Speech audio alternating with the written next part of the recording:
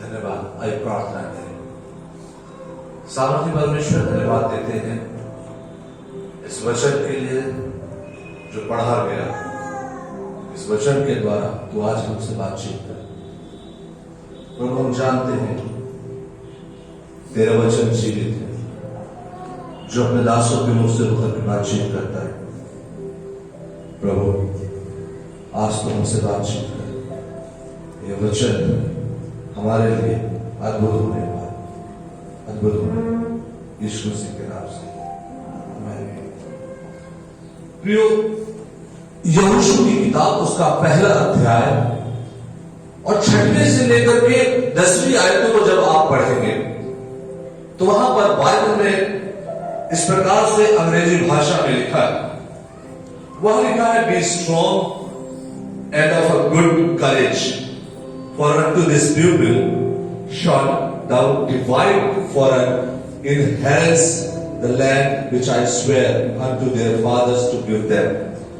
और केवल एक शब्द है जिस पर आज मैं कुछ देर आपको लेकर चलूंगा कि परमेश्वर के वचन में से कुछ बातों को सीखे, और वो शब्द है यहां पर करेज। लिखा हुआ है, हियाव और दृढ़ हो जा। कई बार प्रिय हमारे जीवन में बहुत सारी चीजें होती हैं जिस पर हम विचार नहीं करते, और यहोशू के जीवन से यदि आप अध्ययन करेंगे तो आप पाएंगे जब यहोशू को यह वचन मिल रहा है तो यहोशू के लिए यह समय खुशी का भी है कि एक लीडरशिप उसको मिल रही है, पर इसके साथ एक डर का भी है। ऐसे लोगों की लीडरशिप मिल रही है जिसकी लीडरशिप करने पे मूसा के पसीने छूट गए। कितना अच्छा लगता है जब कहा जाए कि लीडरशिप अब ट्रांसफर होगी। अब ये अगुआ नहीं होगा, अब ये अगुआ होगा जो जूनियर होता है। जब उसका प्रमोशन होता है तो वो बड़ा खुश होता है। और यहोशू के लिए भी ये समय है कि अब परमेश्वर उसका प्रमोशन करने जा रहा है, उसे ऊंचा उठाने जा रहा है। यहोशू के लिए खुशी का भी समय है, पर यहोशू के लिए खुशी से ज्यादा डर का समय है, क्योंकि वो भयभीत है इस बात से कि जिस प्रजा की, जिन लोगों की अगुवाई मूसा कर रहा था, मूसा वो व्यक्ति है जिससे परमेश्वर सीधे बातचीत कर रहा है। वो व्यक्ति जो परमेश्वर से सीधे बातचीत करता है, उसके बावजूद इनकी अगुवाई करने में मूसा के आंसू आ गए। इनकी अगुवाई करने में मूसा ने कनान देश पहुंचने की प्रतिज्ञा को कहीं न कहीं कुछ समय के लिए खो दिया। इसके बावजूद उसे अगुवाई करनी है। अब वो खुश हुए कि डरे, ये तो हमें कल्पना करना है। और मैं ऐसा मानता हूं परमेश्वर ने उसके हृदय को डर को देख लिया कि ये खुश कम है, डरा हुआ ज्यादा। और तब परमेश्वर का वचन उस व्यक्ति से बात करता है, यहोशू से परमेश्वर का आत्मा बात करता है, और यहोशू को परमेश्वर का वचन कहता है, दृढ़ हो जा, क्योंकि जिस देश के देने की शपथ मैंने इन लोगों के पूर्वजों से खाई थी, उसका अधिकारी तू इन्हें करेगा। यहोशू ये डरने का समय नहीं, यहोशू ये निराश होने का समय नहीं है, ये आगे बढ़ने का समय है। ये आगे बढ़ने का समय है। उन चीजों को जो परमेश्वर ने इनके पूर्वजों के लिए ठहराई थी, परमेश्वर वो अब इन्हें देने जा रहा है। आगे बढ़ उन चीजों को थाम, क्योंकि यदि तू डरेगा तो आगे नहीं बढ़ेगा, और यदि आगे नहीं बढ़ेगा तो उन आशीषों को जो मैंने ठहराई है ना तू पा सकेगा ना ये लोग पा सकेंगे। और आगे आयत में लिखा है, 7वीं आयत में, तू हियावान और अत्यधिक दृढ़ हो जा। मेरे दास मूसा ने जो व्यवस्था दी है उसकी सब आज्ञाओं के अनुसार व्यवहार करने के लिए सावधान रहे।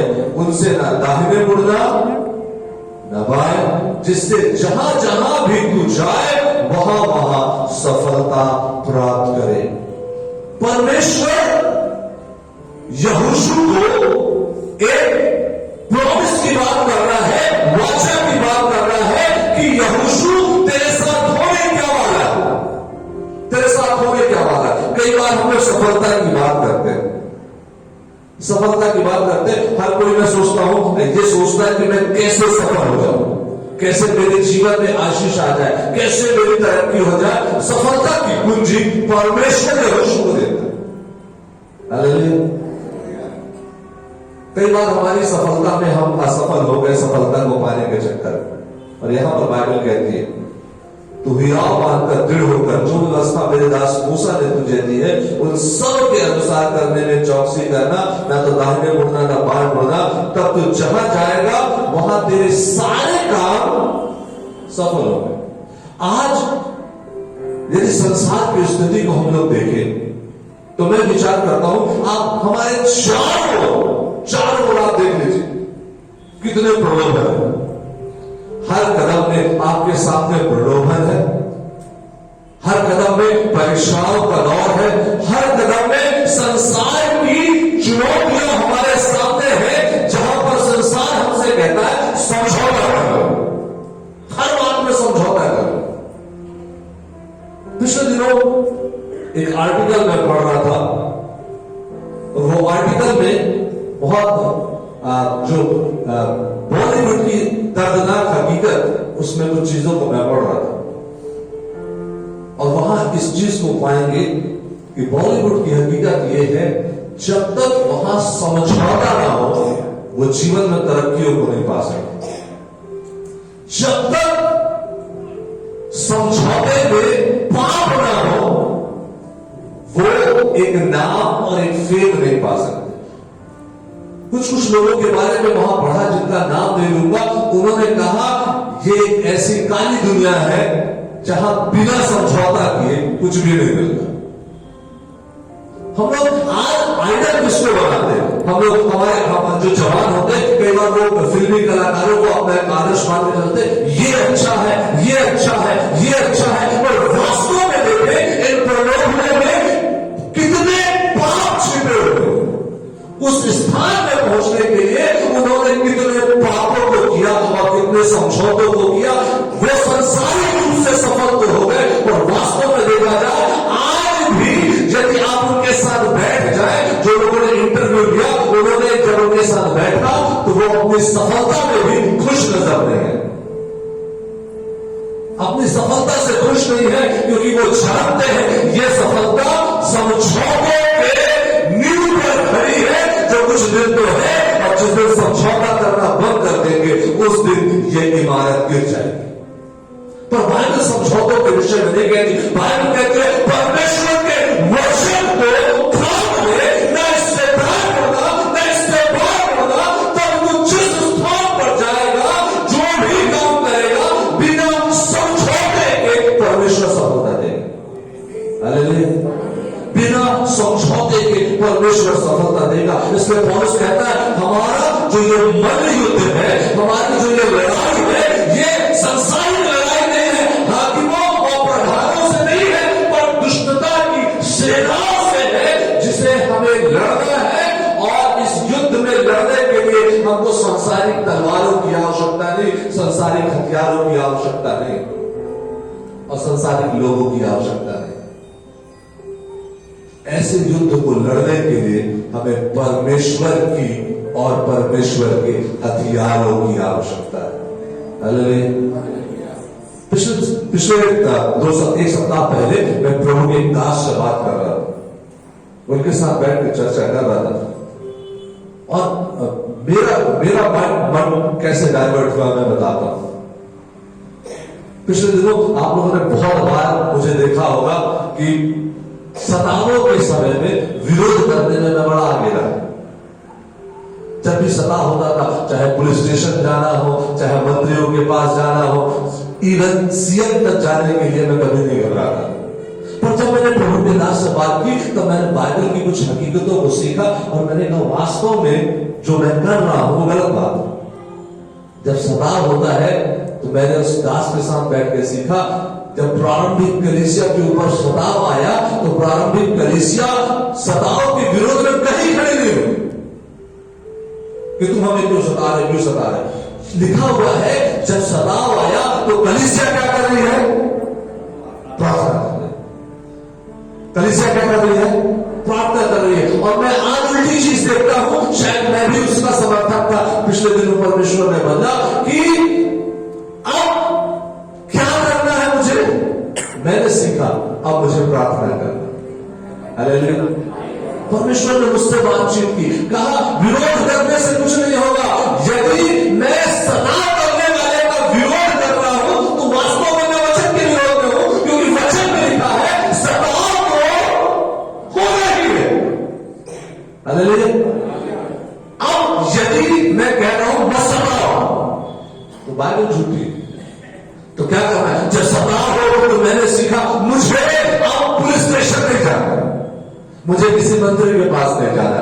अब जब सताव हो तो मुझे घुटने पर आ जाना, प्रार्थना करना है। लिखा हुआ जब पतरस और दूसरा चेला जेल में थे तो कलीसिया जेल से छुड़ाने के लिए उनके किसी हाकिम के पास नहीं गई, कलीसिया किसी अधिकारी के पास नहीं गई, कलीसिया लोगों के पास जाकर नहीं गए पतरस को छोड़ दो, पौलुस को छोड़ दो। लिखा हुआ है कलीसिया जब पतरस और पौलुस और अन्य लोग जेल गए, लोग आकर प्रार्थना कर रहे।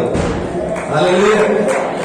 प्रार्थना कर रही है और प्रार्थना का परिणाम ये है परमेश्वर द्वार को खोल रहा है। परमेश्वर द्वार को खोल रहा है।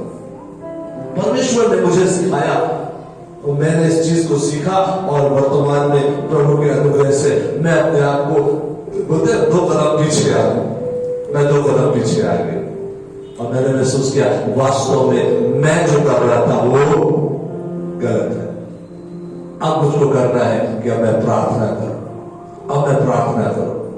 जब भी ऐसी घटनाओं के बारे में सुनो घुटने पे आ जाओ और प्रार्थना करो, क्योंकि पर मुझ में कोई सामर्थ नहीं या किसी में कोई सामर्थ नहीं, पर परमेश्वर में वो सामर्थ है कि वो लोगों की जो सताव का सामना कर रहे हैं परमेश्वर सहायता कर सकता है। और परमेश्वर का वचन कहता है हियाव, जब सताव हो तो हियाव, जब तेरे सामने कठिनाइयां आए तो हियाव और दृढ़ हो जा और परमेश्वर के वचन से न गायब होगा न परमेश्वर के वचन से बाहर होगा। यदि तू ऐसा करेगा तो तेरे सारे काम सफल होंगे, क्योंकि सफल करने वाला कौन है? परमेश्वर। मैं अपनी बुद्धि से सफल होने का बहुत प्रयास कर सकता हूं, मैं अपनी बुद्धि से बहुत कुछ करने की कोशिश कर सकता हूं, परंतु यदि साहस नहीं है तो मैं कुछ नहीं कर सकता। आज जरूरत है प्रेम, आज जरूरत है कलीसियाओं को कि कलीसिया अब साहस में आगे बढ़े, दृढ़ हो जाए, परमेश्वर के वचन को कलीसिया थाम ले। संसारिक बातों को छोड़ दीजिए कि संसार में क्या हो रहा है क्या नहीं हो रहा है, संसारिक चीजों में मन लगाएंगे हम बाइबल से भटक जाए। बाइबल क्या कहती है? बाइबल कहती है उन वचनों को जो परमेश्वर ने कहे हैं, उन चीजों को जो परमेश्वर ने कही है उसको वैसा ही करने में चौकसी करना। जैसा वचन कह रहा है उसके अनुसार चौकसी करना, ना दाहिने बोलना ना बाएं बोलना। यदि हम वचन के अनुसार चलेंगे तो हमारे लिए परमेश्वर सीधा मार्ग निकालेगा। आज आप देखिए संसार का जो तरीका है वो क्या है चलने का और सफल होने का। संसार का तरीका यह है कि सफलता की पहचान यह है कि इस व्यक्ति के पास कितना ऊंचा पद है। सफलता की पहचान यह है इसके पास कितनी शक्ति, इसके पास कितना बड़ा अधिकार है। संसार इससे पहचानता है, परंतु बाइबल की शिक्षा कहती है ना शक्ति ना पद ना अधिकार, इन चीजों से परमेश्वर को कोई फर्क नहीं पड़ता। परमेश्वर के कार्य का तरीका यह है कि आप सेवा करो। यीशु मसीह ने सेवा सिखाई, सेवा सिखाई। यीशु मसीह ने प्रेम करना सिखाया कि क्रूस पर चढ़कर वो कहता है इन्हें क्षमा कर दे क्योंकि ये नहीं जानते क्या कर। यीशु मसीह ने सच्चाई सिखाई, सच के साथ रहना, हमेशा सच के साथ रहना। और आप देखेंगे आज वर्तमान की स्थिति यह है कि हम परमेश्वर के कार्य के तरीकों को छोड़कर संसार के तरीकों को अपनाते हैं, जिसके कारण हम अपने जीवन में असफल हो जाते हैं। हम झूठ बोलने लगते हैं, हम नफरत करने लगते हैं, हम सेवा करना छोड़ देते हैं। आज बहुत से लोग इसी चीजों में बढ़ गए। अपने आप को कई लोग मैं देखा हूं पासवान बोलते हैं या प्रभुदास बोलते हैं, सेवा छोड़कर बाकी सब करते हैं, सेवा छोड़कर बाकी सब करते हैं, और असफलता उनके साथ जुड़ती चली जाती है, असफलताएं जुड़ती चली जाती है। तो प्रश्न करते हैं ऐसा क्यों हुआ, ऐसा क्यों हुआ?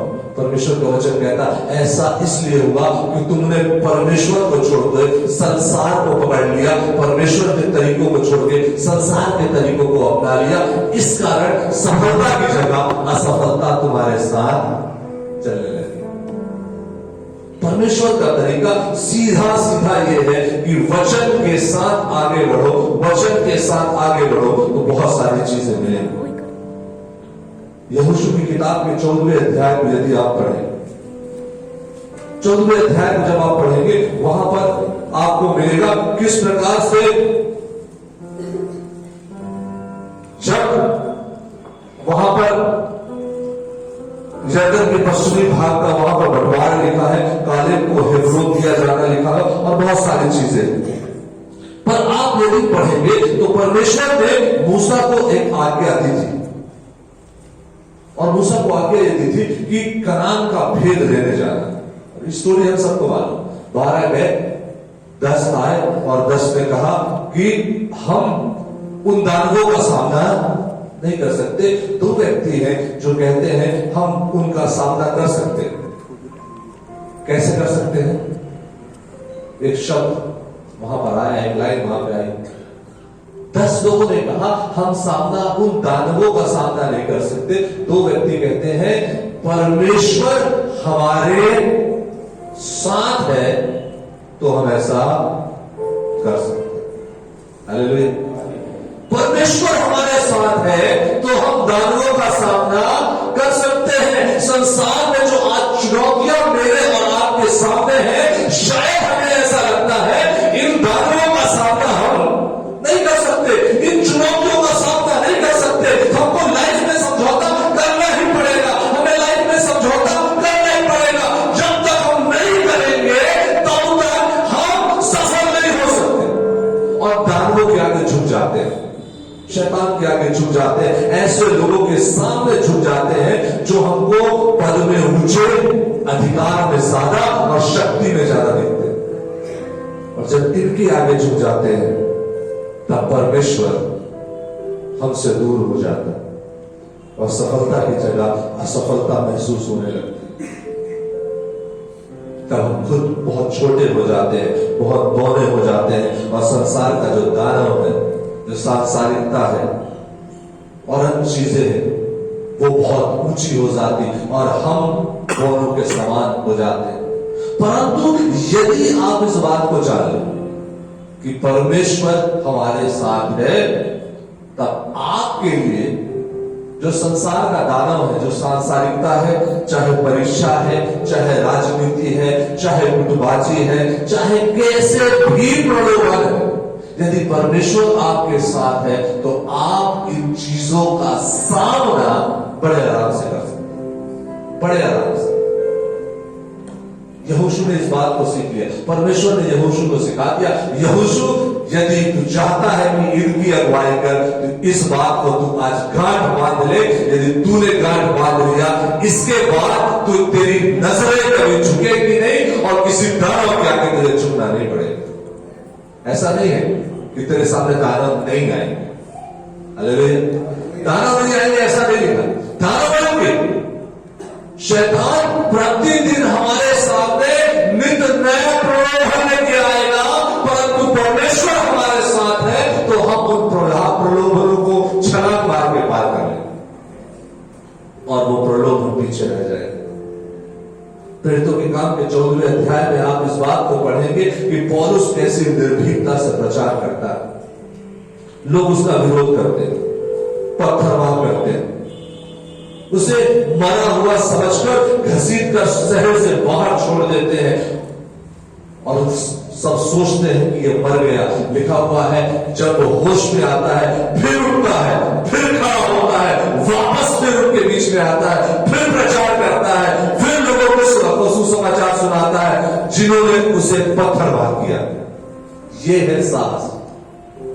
कोई दिक्कत नहीं, पहली बार तुमने मुझे मार दिया, मैं फिर ठीक होऊंगा, मैं फिर आऊंगा और फिर सुसमाचार सुनाऊंगा ताकि लोगों के जीवन बदल जाए। आज हो सकता है हमारे सामने कई समस्याएं, हो सकता है कई कठिनाइयों से हम गुजर रहे हैं और हो सकता है कई विरोधियों का सामना भी हम कर रहे हैं। कई लोग हमारा विरोध कर रहे हो सकते हैं, कई विरोधी दिखते हैं और कई विरोधी नहीं दिखते। कई विरोधी सामने खड़े होकर कहते हैं और कई लोग बिना कुछ कहे विरोध करते हैं। ऐसे समय में हमें साहस की आवश्यकता है कि हम परमेश्वर के साहस के साथ खड़े हो और विरोधियों का सामना कर सकें। परमेश्वर के लोगों के साथ खड़े होकर के उन साहसों का सामना कर सकें। आप देखिए, जब यीशु मसीह को ऐसा लगा कि अब समय आ गया है कि अब मेरा पकड़वाया जाना निश्चित हो गया, उसने कुछ नहीं किया, बचने की कोई कोशिश नहीं। जब उसे इस बात का एहसास हो गया अब समय पूरा हुआ, तो वो गतसमनी में गया, घुटने पर आ गया, आंसुओं के साथ प्रार्थना कर रहा है। चाहता शॉर्टकट वहां से भाग सकता, आराम से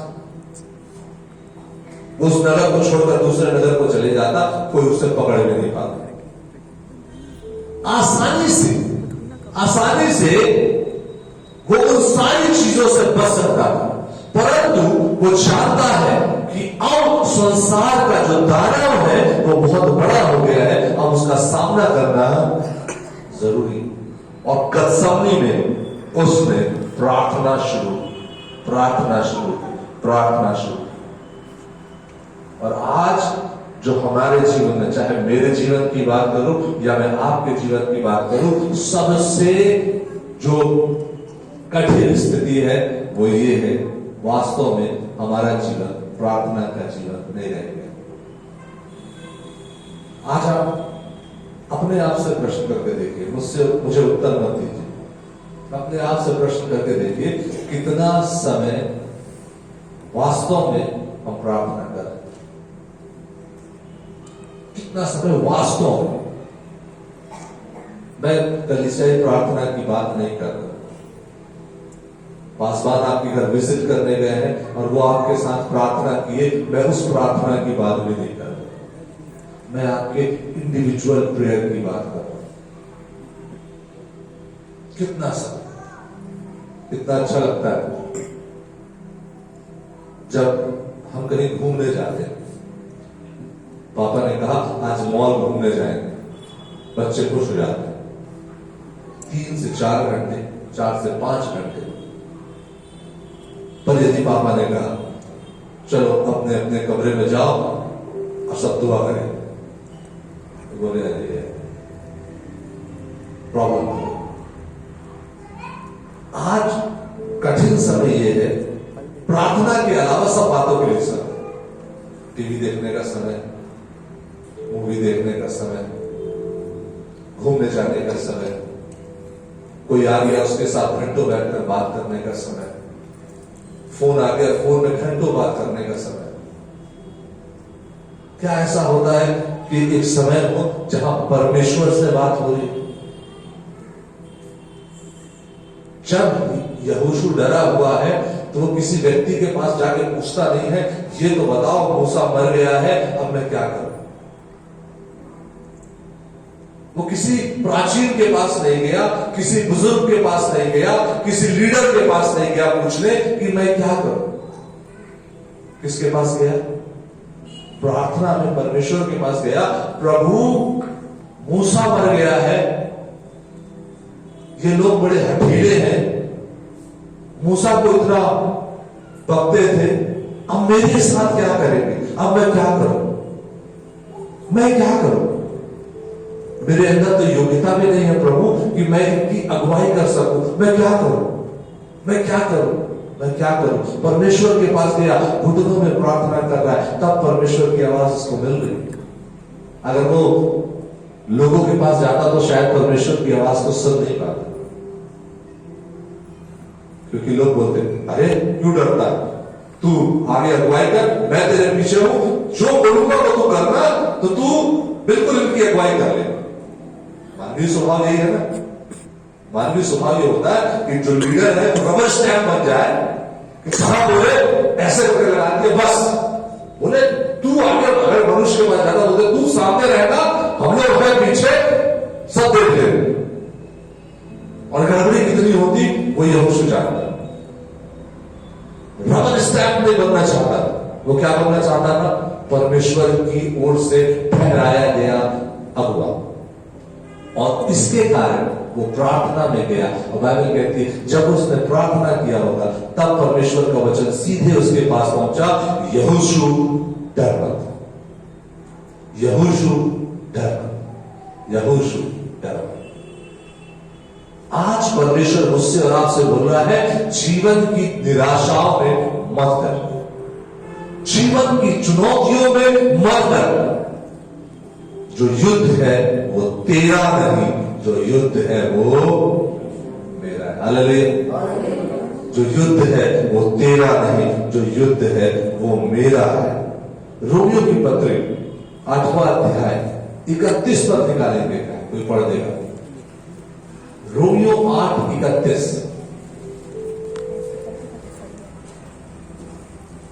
अतः हम उस बातों के विषय में क्या है, यदि परमेश्वर हमारी ओर है तो हमारा विरोधी कौन हो सकता है। यहां पर 8वें अध्याय के 31 पद में पौलुस बड़ी अच्छी चीज कहता है। वहां लिखा है, इन बातों के विषय में हम क्या कहें। कौन सी बातें, जो 28 से लेकर के 30 पदों के बीच में लिखी हुई। अब इन बातों के विषय में हम क्या कहें, पर एक बात है, यदि कौन, परमेश्वर, यदि परमेश्वर हमारी ओर है तो हमारा विरोधी कौन हो सकता है। हालेलुया। क्या आप कह सकते हैं, परमेश्वर मेरी ओर है, मेरा विरोधी कोई नहीं हो सकता। क्या आप कह सकते हैं, परमेश्वर मेरी ओर है, परमेश्वर मेरी ओर, परमेश्वर मेरी ओर। हालेलुया। यदि आप इस वचन को कहेंगे ना, जैसे पिछले दिनों प्रभु के दास सिखा रहे थे कि जब आप दोहराते हैं तो आप क्लेम करते हैं। हालेलुया।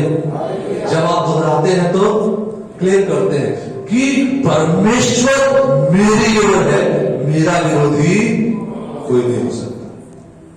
और जब आप क्लेम करेंगे तो आप अपने विरोधियों को हारते हुए देखेंगे। एक और रेफरेंस निकालते हैं हम लोग और उसको पढ़ने का प्रयास करते हैं प्रभु के वचन से, कि हम इस चीजों को सीख सकें कि कैसे परमेश्वर ने अद्भुत रीति से काम किया।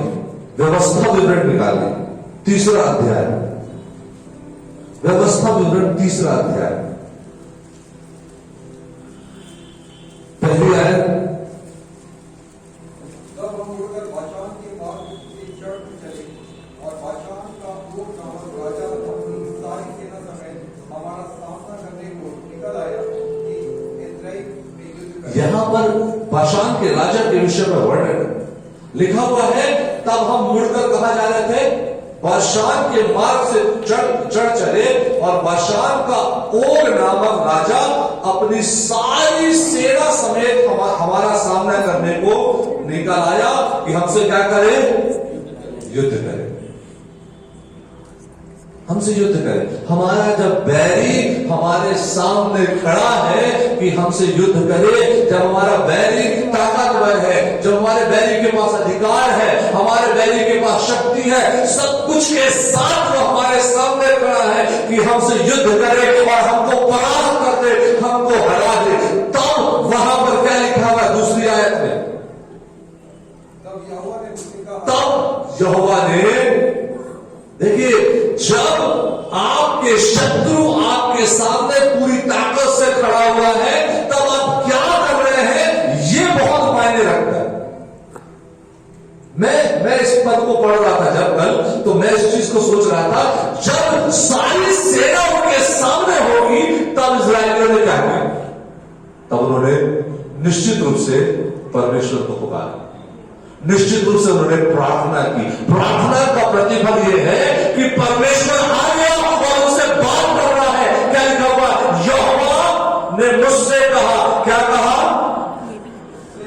उससे मत डर। आगे,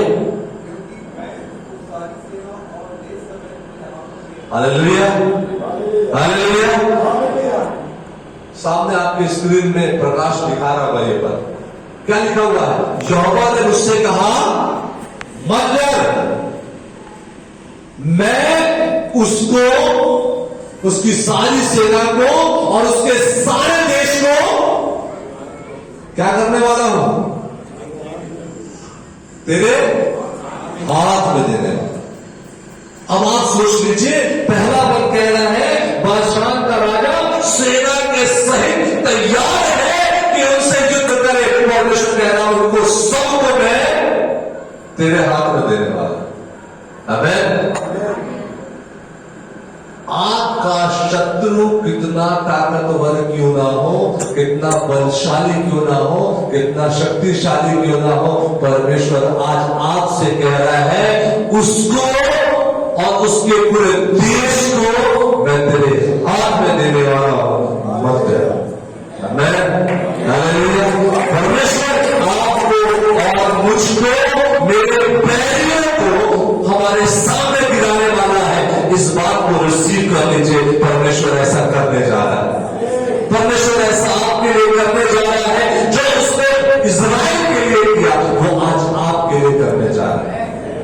मैं हमेशा अपने लिए एक पद को क्लियर करता हूं, जो परमेश्वर अब्राहम का परमेश्वर है, जो परमेश्वर इसहाक का परमेश्वर है, वो परमेश्वर मेरा भी परमेश्वर है।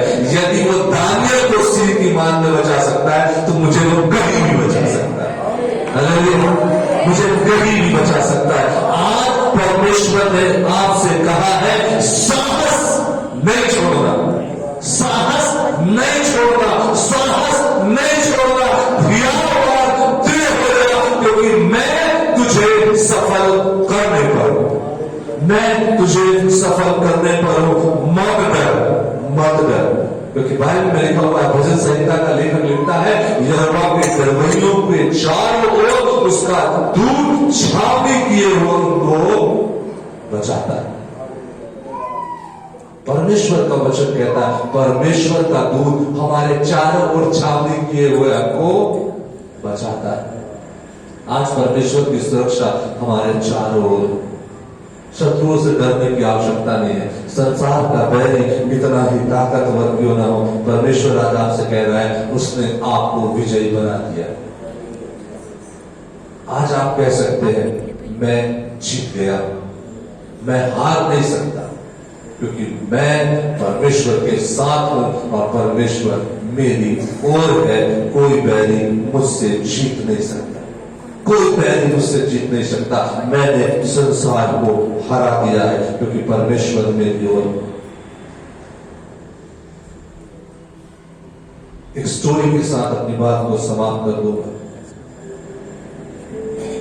एक बार कुछ पर्वतारोही दल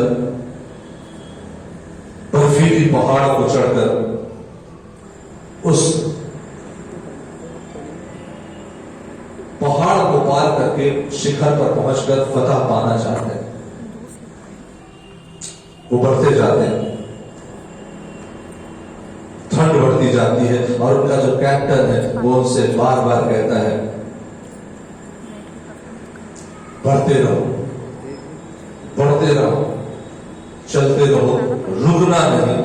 यदि तुम रुक जाओगे तो तुम्हारे पैर जम जाएंगे। चलते रहो और तुम्हारा शरीर जमकर समाप्त हो जाएगा। चढ़ते जाओ, बढ़ते जाओ, चलते जाओ, बढ़ते जाओ, चलते जाओ, बढ़ते जाओ, रुकना नहीं। यदि रुक गए तो तुम समाप्त हो जाओ।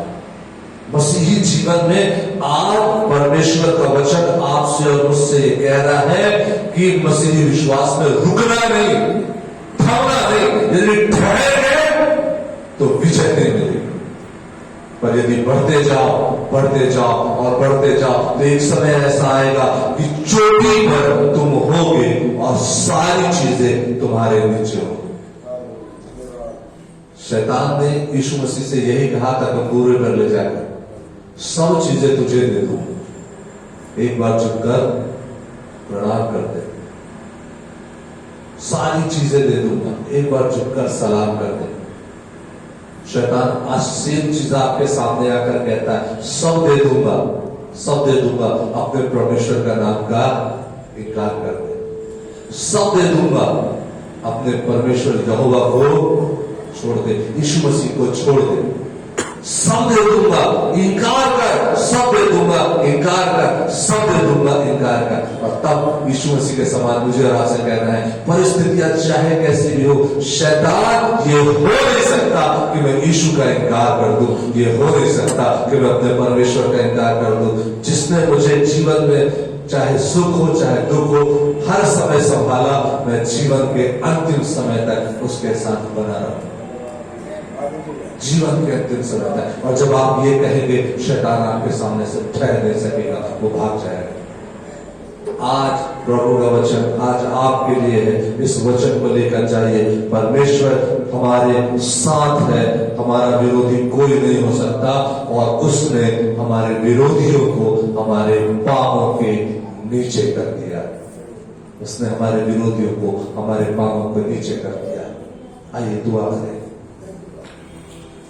प्रिय परमेश्वर, धन्यवाद के साथ यीशु मसीह के नाम से हम आपके चरणों के पास आते हैं, धन्यवाद देते हैं पिता। आज इस स्थान पर वो लोग हैं जो इन दिनों में विरोधियों का सामना कर रहे हैं। मैं जानता हूं परमेश्वर, वे किसी से कुछ नहीं कह रहे, पर कुछ लोग हैं जो निरंतर उनके विरोध में लगे हुए हैं, उनके विरुद्ध षड्यंत्र रच रहे हैं, तरीकों को ढूंढते हैं कि उन्हें परेशान करें। आज मैं दुआ करता पिता यीशु मसीह के नाम से ऐसे लोगों के लिए जो विरोधों का सामना कर रहे हैं, परमेश्वर आज तू उन्हें विजयी बना और उनके शत्रुओं को उनके पांव के नीचे कर दे। आज का दिन